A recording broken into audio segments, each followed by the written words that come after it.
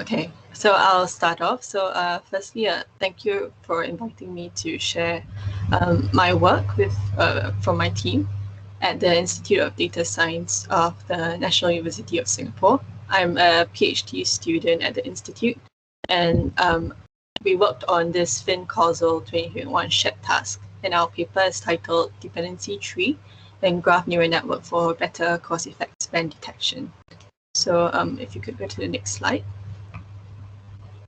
So the aim of this shared task is to identify the cause and effect spans in financial news as introduced. So in this example here, the cause is highlighted in green and is said to kind of lead to the effect highlighted in orange. So for next slide. So the motivation or the intuition behind our proposal is to in some way incorporate dependency relations into our model. We noticed that dependency trees can help to encode syntactic and semantic roles of words in a sentence, so which we believe is useful for identifying these arguments in a sentence. And so works really well in the scope of our task in terms of identifying the start and end boundaries of spans. So we noticed that this probably will work because in most cases, words related to one argument tends to be tied to a root word from within this argument, which also means that then the words within the same span would be more connected to one another than compared to words out of the span. So if we could hit next. So in order to, there's actually, it's just it's a PowerPoint, so there's supposed to be an animation, like a missing graph below.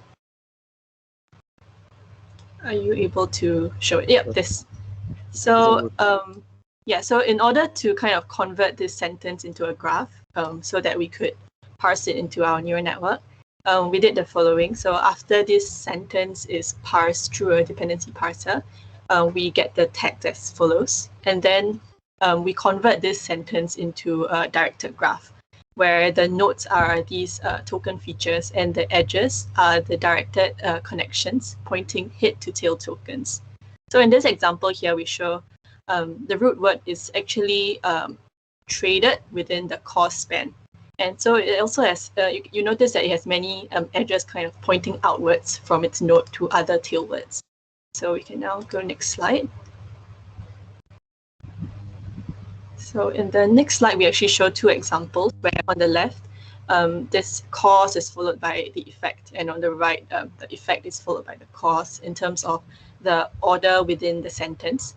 But when we visualize it in a dependency graph format, we see that this traded in the first, on the left, this traded in cause points to hitting, which is the effect. And on the right, the word bit is the effect, but then it also points to the word boost, which is cause.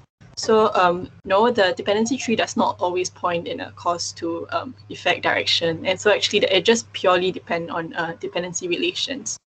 One interesting thing we notice is also in the literature of causal relations, one might perceive tokens like two to be the markers or like connective signals in terms of causal relation in the context of the sentence.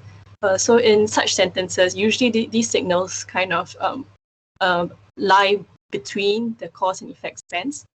Yet in the dependency tree, we notice that these markers do not tend to kind of link the two spans together. It kind of falls to the side as shown on the right graph here.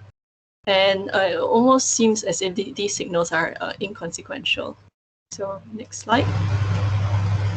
So to tackle this task, we actually first converted the span detection task into a token classification task, which is similar to how many state-of-the-art methodologies kind of approach span detection or name entity recognition.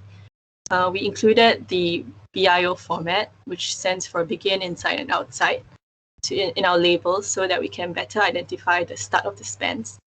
So in total, we would have 5 class labels as shown by this last row here. So next. Last year, Kao and others So in 2020, they demonstrated that their BIO tagging scheme with a Viterbi decoder that takes in BERT encoded document representations works really well on this cause-effect span detection task. In fact, their model topped the competition last year across all metrics. And so therefore, we built on their model, treating it as a baseline. So like Cow, we employed the pre-trained BERT for its token.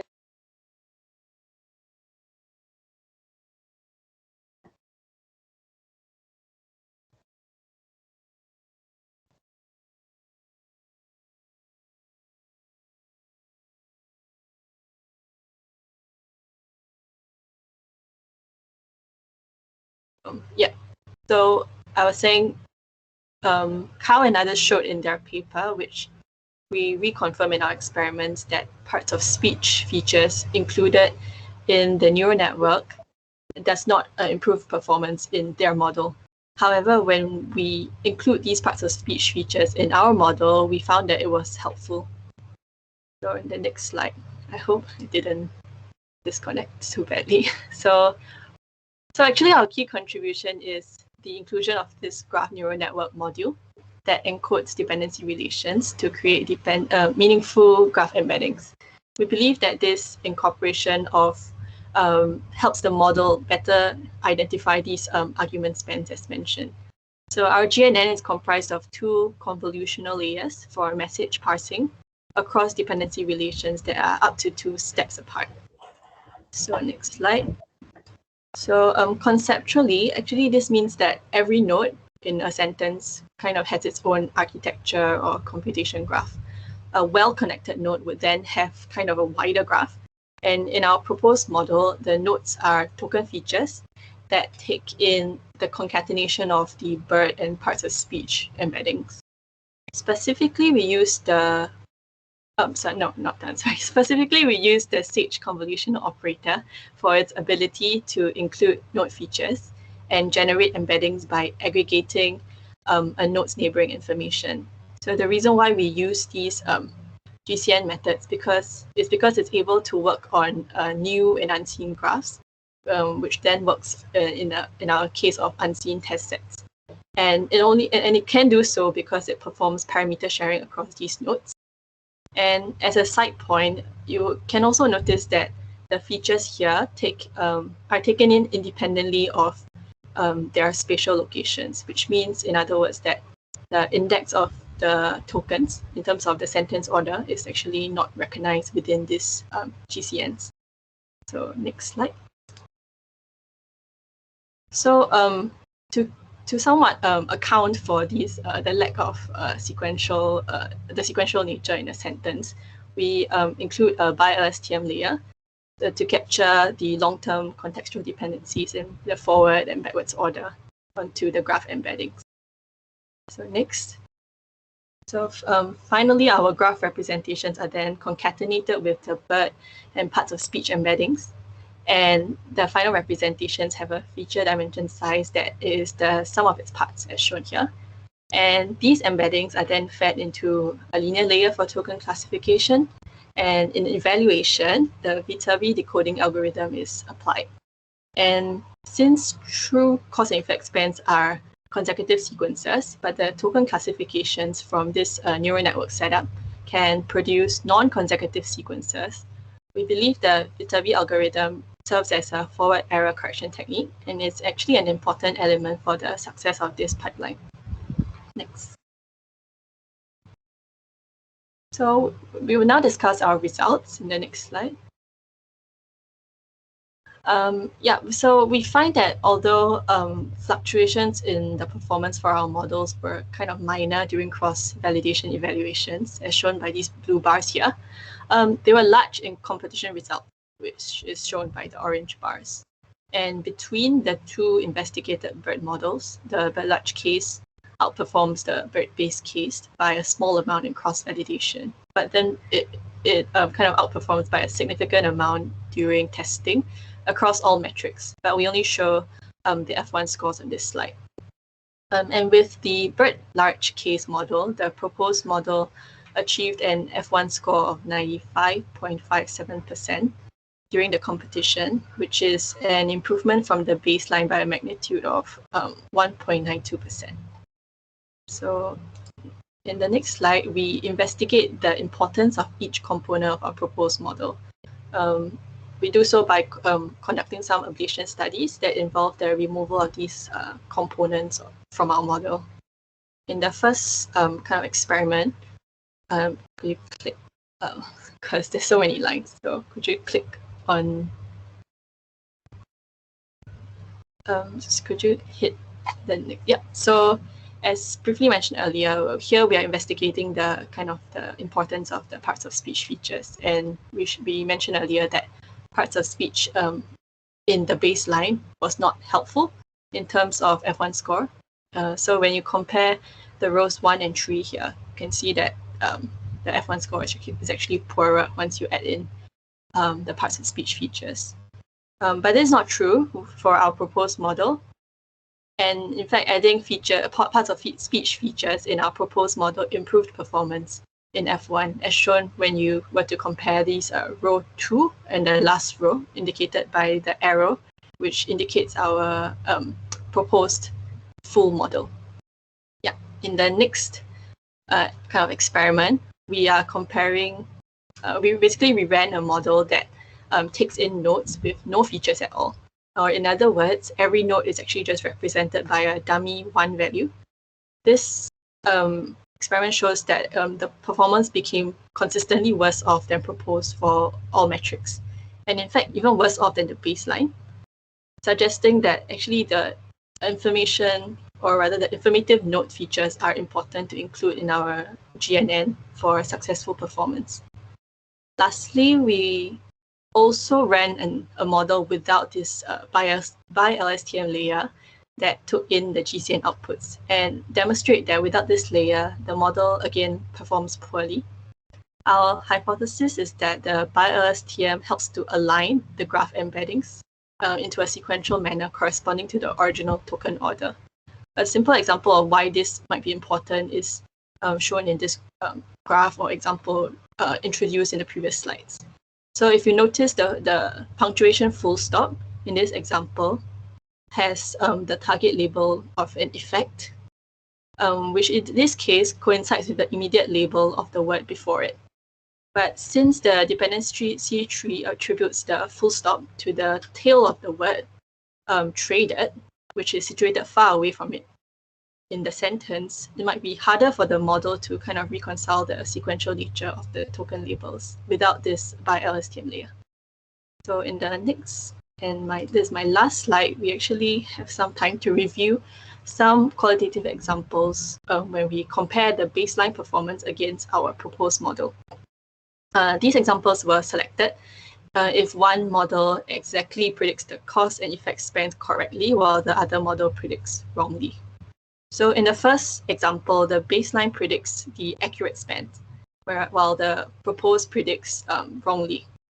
So, however, if you look closely, like one could argue that the proposed spans might be true, in that if you notice, increased sales agreements can be said to cause the sales volume to become 11.7 million tons per annum. In the second example, the proposed spans are, to me, outright wrong. And moving on to the third example, the proposed spans are now correct, whereas the baseline predicts wrongly. So in actual fact, the predicted baseline spans are actually not too far off from the actual. But interestingly, we noticed that the spans cut off somewhat awkwardly midway an argument. If you notice in this phrase here, projecting higher revenue growth than it would achieve on its own. This obviously does not occur for the proposed model, which we hypothesize might show how the graph dependency relations are helping. Finally, in the last example here, one could also say that the baseline spans here is causative or maybe correct, in that the Congress programs does cause the prevention of the forest loss. But this was not the way the example was annotated in this task. So kind of through these qualitative examples, we generally notice that the spans identified by our proposed model tends to be more complete in terms of their arguments, demonstrating why we think that dependency relations might be useful to include.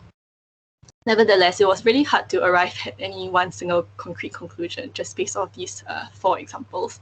And if anything, these qualitative examples just demonstrate how hard it is to identify the exact spans of causes and effects, and how in some examples it could even be quite subjective.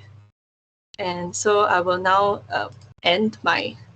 go to the next slide. I've provided the link to the source code, which we put out on GitHub for anyone who's interested to kind of study or replicate.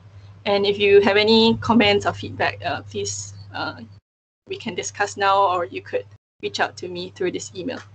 So I think lastly, we'd like to thank kind of the organizers for holding this conference, this workshop, and this shared task. Yeah. Thank you. Thanks very much, Fiona. Appreciate your time. That's actually a lot of work done in such a short period for this shared task. So congratulations again. I mean, we can take questions. So if anyone has any question, please type in or click on the raise your hand emoji up there. Yeah, so we have a question from Dominique, actually. Go ahead, Dominique. Yeah, thanks a lot, Fiona, for your talk and your contribution. I was wondering, because you used a graph neural network, and we know it's very consuming. Is the device that you use the smallest one that you could have used, or is it something you just had at disposal and used that one? Right. So actually, even though our device could take up to 40 GB, it was just a matter of it was at our disposal. When I ran the models, it takes up to, for the BERT-based case, it runs up to around 5K KB, and for the BERT large, I think it takes at most up to 12. So it doesn't go beyond 16 for sure. Okay. Thank you. Thanks, Dominique. Fiona, can I ask? Yep. Like, how challenging would you think the model that you created would be when applied to other languages? That's a good question, actually. As we all know, like, dependency relations is very dependent on the language. I would imagine some languages might have a different structure altogether. In that sense, I believe as long as there's a kind of a dependency parser that is arguably reliable enough, and that the task is still to kind of identify spans, I think our model would still be able to function quite well, because I argue that kind of the dependency relations help to identify arguments, and that's why it works for span detection. Well done. That's interesting. So you've got still time if anyone wants to ask any questions, so feel free to post them in the chat.